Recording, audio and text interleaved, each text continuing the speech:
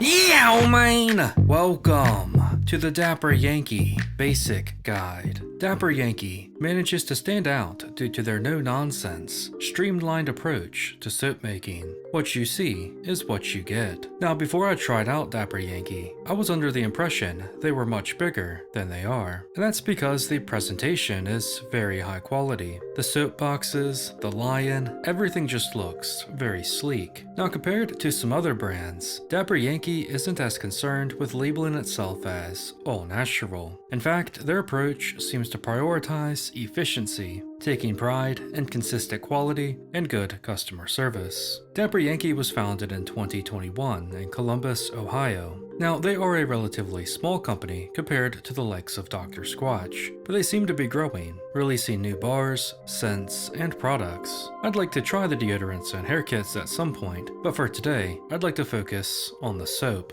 So let's take a look under the hood and get into some ingredients. When it comes to the ingredients list, Dapper is once again very straightforward and simple. You will not see exotic ingredients like with Squatch, nor a long list of ingredients like with Sudsy Bear. Instead, you will mainly see the base ingredients, sometimes with grit or the occasional unique ingredient. The base, though, is of course going to make or break your brick, so having a strong base is crucial, and thankfully Dapper does. Here things are very standard for most cold processed soap. Saponified oils of olive, coconut, palm, and avocado, as well as shea butter. You'll of course see some variation of this in all cold processed bars of soap, although avocado oil I find isn't quite as common, although it's a very nifty inclusion. Now there is the dreaded fragrance, which I know some people see as a black mark on the ingredients list, but I appreciate that Dapper is upfront about its inclusion, instead of trying to hide it behind clever names. So yes, Dapper Yankee primarily uses fragrance oils, rather than essential oils when forming their scents. For those that don't know, fragrance oils are synthetic, man-made, while essential oils are more pure and natural. You won't get the skin-related benefits of essential oils in a Dapper brick, but you will get the scent-related benefits of fragrance oils, which affords a vast array of unique smells. Dapper bars tend to have strong, fresh, manly scents, often with a cologne edge. They are very crisp, cool, and clean. Like every company, some are going to be better than others, although that mainly comes down to personal preference, but I do have some I'd like to mention here. Root Beer Barrel smells just like root beer. Engine 9 is a chill barbershop style. Sierra Pine is a great pine scent. Fireside smells like a smoky campfire. Tea Treatment is the most natural here, actually being made from essential oils, and it is of course a tea tree mint scent. Wild Irish is one of the best cologne styles from any brand, a fresh, manly, grassy scent. And my personal favorite is the Sweet Baby Jesus, which smells just like cinnamon apples, one of the most appetizing bricks I've encountered. So I do think they have a good selection of bars and scents. As for the rest of the ingredients list, many of them do also contain mica or an artificial colorant to help each brick achieve its vibrant color. They seem to like blue a lot. Now they will occasionally contain grit, such as in the form of oatmeal or pumice, and I do find the grit to feel good in their bars. There's a consistent amount that I think is usually an ideal amount as well. There are sometimes more unique ingredients as well in certain bricks, such as goat's milk or menthol crystals, which are always a nice touch.